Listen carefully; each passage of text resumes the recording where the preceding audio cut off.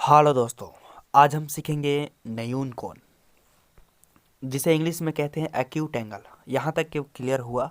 Okay guys, मैंने लिख रखा है कि वह कोण जिसका माप 90 डिग्री से कम हो उसे न्यून कोण कहते हैं। ओके, तो इसको ऐसे समझिए, यहाँ पर गौर कीजिएगा। मैंने आपको बताया था इस तरह से मैंने आपको पहले ही बताया है। ये हमारा क्या है, ये 90 डिग्री का कोण बना रहा है, ठीक है। इसलिए ये हमारा समकोण है, समझें। अब बात आ जाता है, यहाँ परिभाषा में मैंने क्या कहा है कि वह कोण जिसका माप 90 डिग्री से कम हो।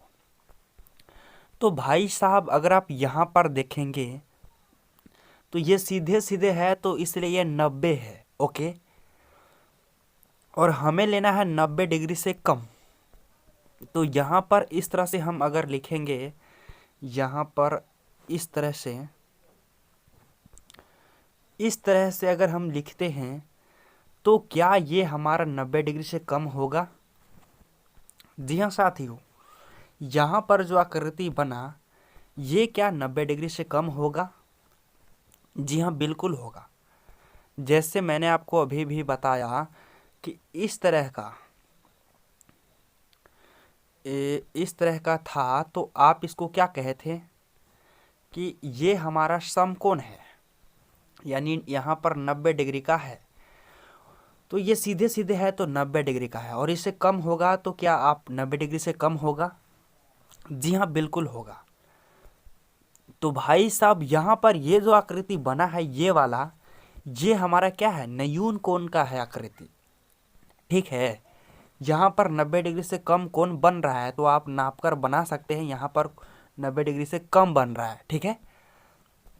तो मैंने परिभाषा में यही लिख रखा है कि वह कोण जिसका माप 90 डिग्री से कम हो उसे न्यून कोण कहते हैं। क्लियर? तो भाई साहब, न्यून कोण में कुछ नहीं है, बस 90 डिग्री से कम होना चाहिए, यही होता है आपको न्यून कोण, ठीक है। तो गाइज, अगर आपको समझ में आ गया हो तो मिलते हैं अगली वीडियो में, और हमसे जुड़े रहने के लिए नीचे लाल कलर का सब्सक्राइब लिखा हुआ होगा, उस पर आप क्लिक कर दीजिए। उस दिन से हमारा एक सदस्य का हिस्सा बन जाएंगे, और वाकई में ये दमदार बात है।